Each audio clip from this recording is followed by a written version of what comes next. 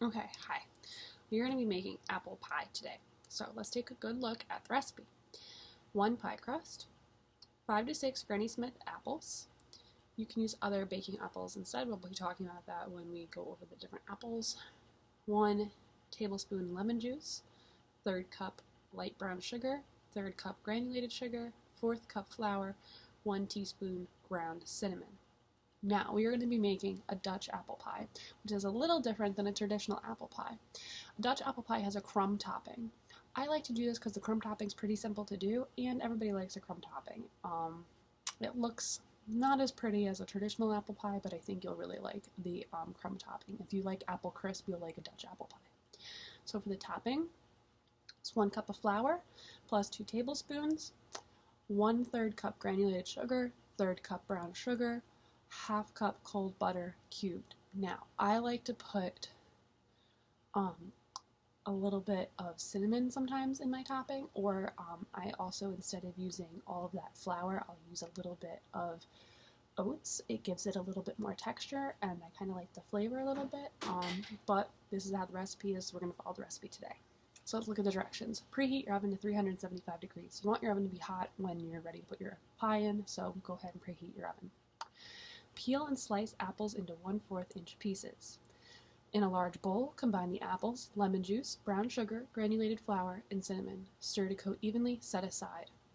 To prepare the topping, combine the flour, granulated sugar, brown sugar, butter in a medium bowl, using a pastry cutter or fork to blend the mixture together until coarse crumbs form, just like we did with the crust. 5. Separate the apples evenly into, or spread the apples evenly into the crust. Get rid of any liquid that has been released from the apples. Sprinkle the crumb topping evenly on top. Bake for 50 to 60 minutes until the apple mixture is bubbly and the crumbs and crust is golden. If the crust and or crumbs begin to brown too quickly, cover the pie loosely with foil and a pie sheet. So the first thing we're going to do is the apples. So let's get started with that. Alright, hi everybody. We're going to start cutting our apples. So let's take a look at our apples. We have 5 different apples we're going to be using today. Now, the recipe does say 5 to 6 Granny Smith apples, or any other apples that are good for baking. Different types of apples can be used for different types of things. There's a whole world of apples out there. I highly recommend that you go out there and explore them. You can use all the same type of apple, that's fine. Granny Smith are great for baking because it does hold up its shape, but they are a little bit sour, so just keep that in mind. I like to use a variety of different apples in my pies because it kind of mixes all together and gives you a variety of different textures and flavors. So the apples I'm going to be using today are a Golden Delicious, Granny Smith, a Honeycrisp, a Jazz apple, and then a Macintosh. Macintosh are also really good for baking and eating as well. So, you know, when you go to the grocery store, take a look. There's all different types of apples that you can be using. So the recipe says that you're going to peel and slice your apples into 1/4 inch pieces. So I'm going to get my cutting board out. Make sure you wash your apples. So I'm going to peel off the sticker. Sometimes they're a little hard to get off.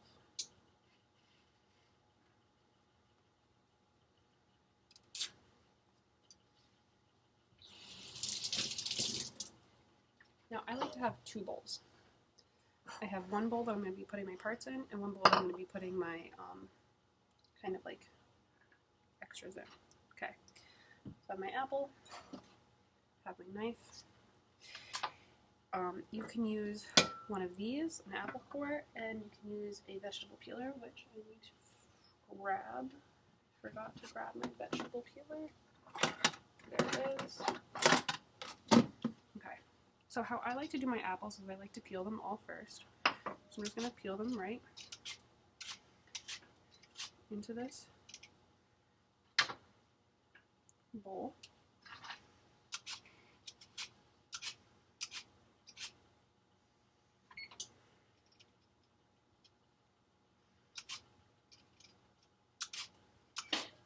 Just be careful because, you know, sharp things can cut you.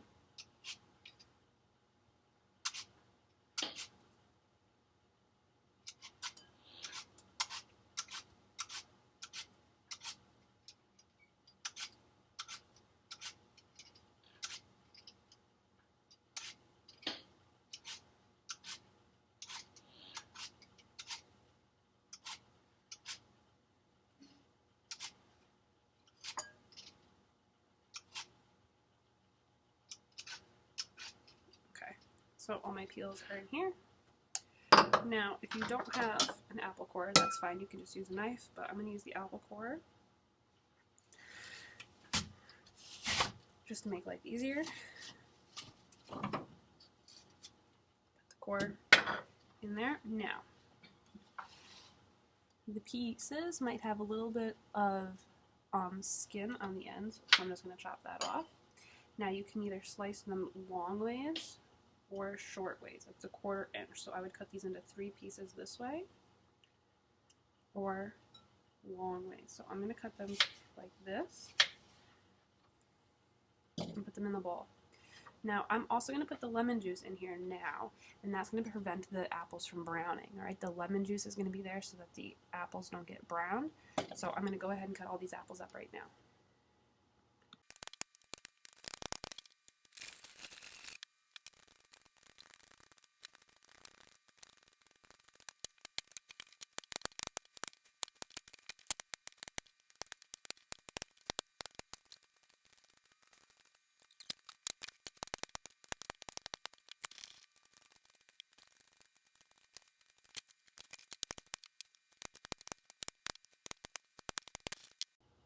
Okay, now that our apples are all mixed up, let's do our filling.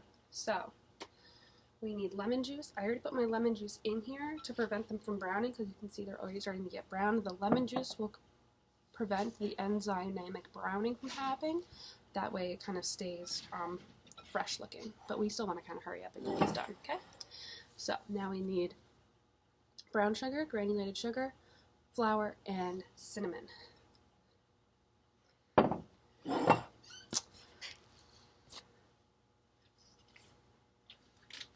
Okay, we need 1/3 cup brown sugar. Got my light brown sugar right here.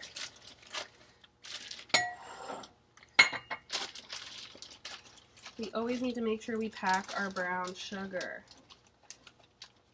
So, that is not a proper 1/3 cup. You have to pack it down. Okay? See? That's not quite a 1/3 cup. So that's why we need to pack it down. That's the only proper way to measure brown sugar. Oops. Kind of making a mess. 1/3 cup. In there. You see how it perfectly holds the shape? That's how you know I packed it properly.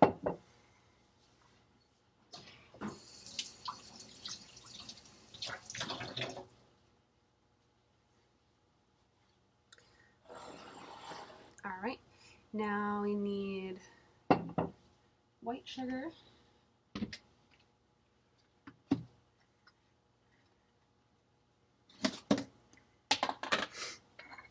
1/3 cup again. So I can just do the scoop or the scrape method.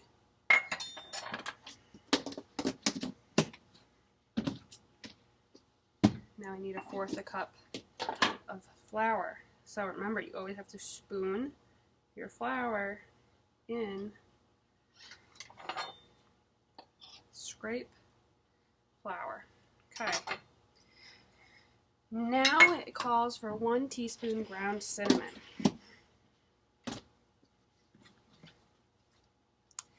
The nice thing about apple pie is that it has some great flavors. This apple pie recipe only calls for cinnamon, but there are other spices as well that you can put into apple pie.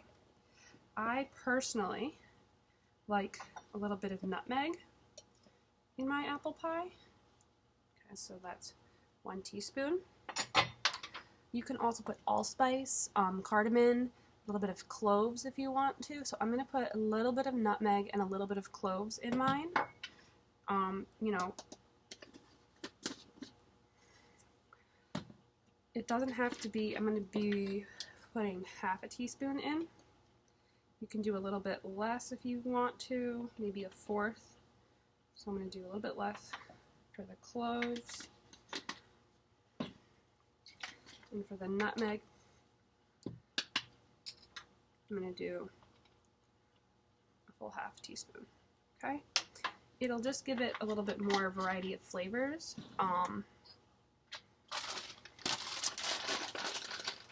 you know, it's up to you what you want to do. Some people only like the cinnamon. I think that's fine if you want to just put the cinnamon in. All right, so that's my filling. So I'm going to just mix this up a little bit here. And I'm going to be putting this in my apples. And I'm going to mix it up.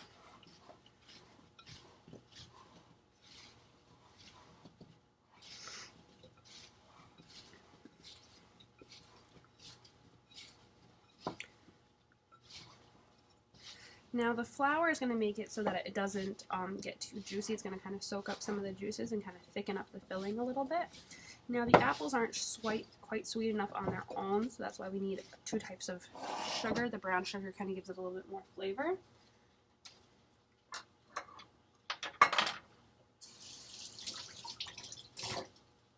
And I just kind of clean my space up here a little bit.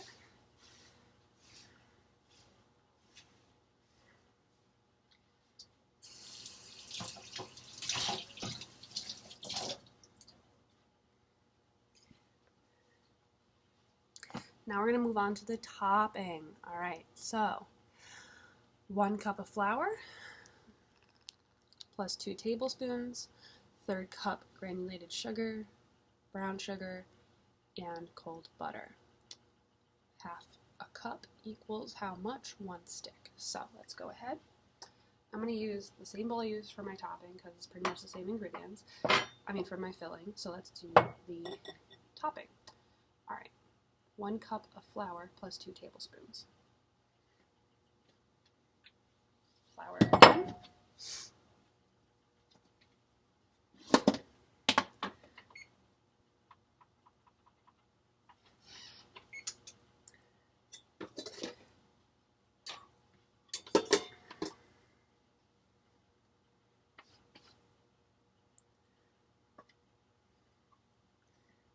Remember, I'm spooning my flour in, the proper measuring.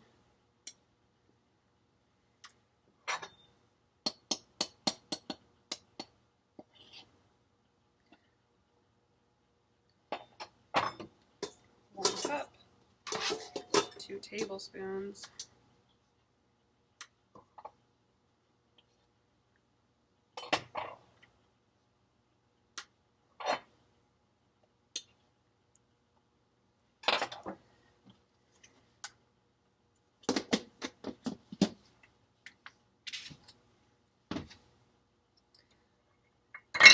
All right, 1/3 cup granulated sugar. Scoop and scrape.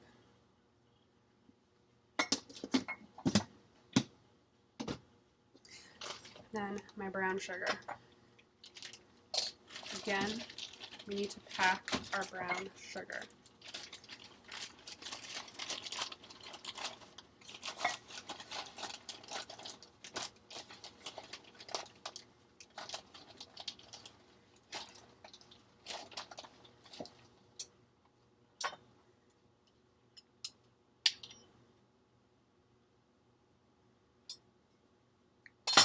Beautiful. All right. Now, like I said, I would normally put, personally, some oats in there instead of all that flour, but this is how the recipe is, so we're going to stick to the recipe for today. And now we need 1/2 cup cold butter. So let me grab the butter from the fridge.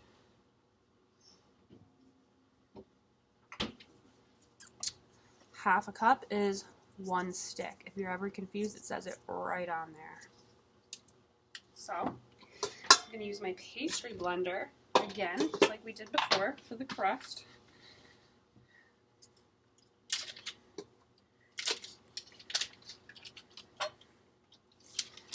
I'm going to cut up my butter into little cubes to kind of help me out before I even start with the pastry blender.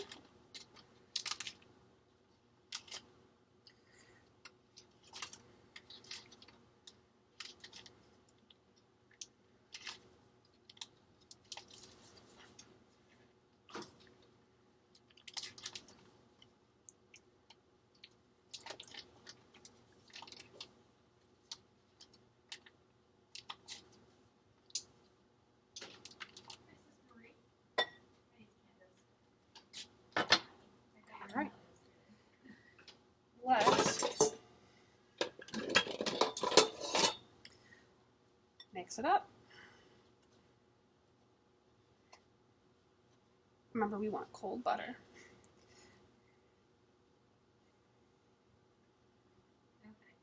It should be straightforward once you sign in, because I registered it all, so it should just come up with a bunch of modules. We've done most of the last marking period, but a lot of my consumer skills building. So you can watch that. He should be able to do it on his own, but it's like an interactive kind of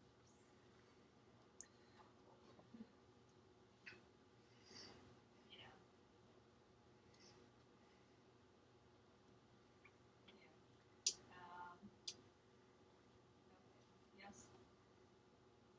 Yes. Oops. Huh. Sometimes go a little too crazy. Alright, so I have my topping. It's all crumbled up. So let's assemble this pie.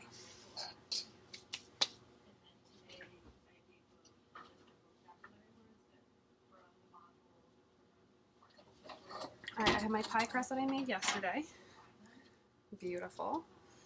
I left it in the fridge because I want my butter to be cold. So I'm going to put my apple pie filling in. So we're on step 5. Spread the apples evenly into the crust.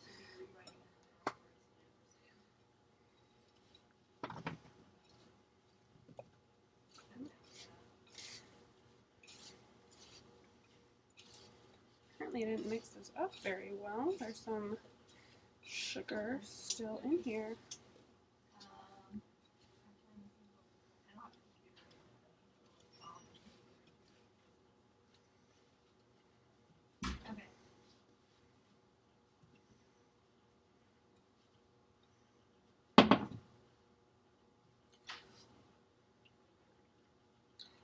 This is a little tall, so I used 5 apples, so this is pretty full. I don't want to overpack it, so I'm just going to do these for now. Perfect.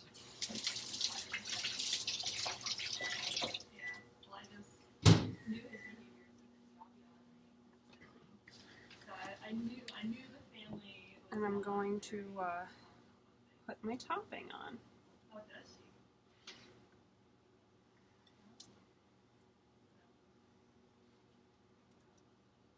It can be a little messy. Just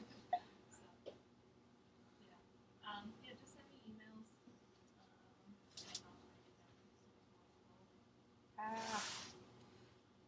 Alright, I'm having a little too full.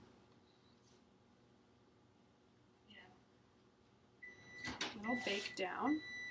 You're welcome.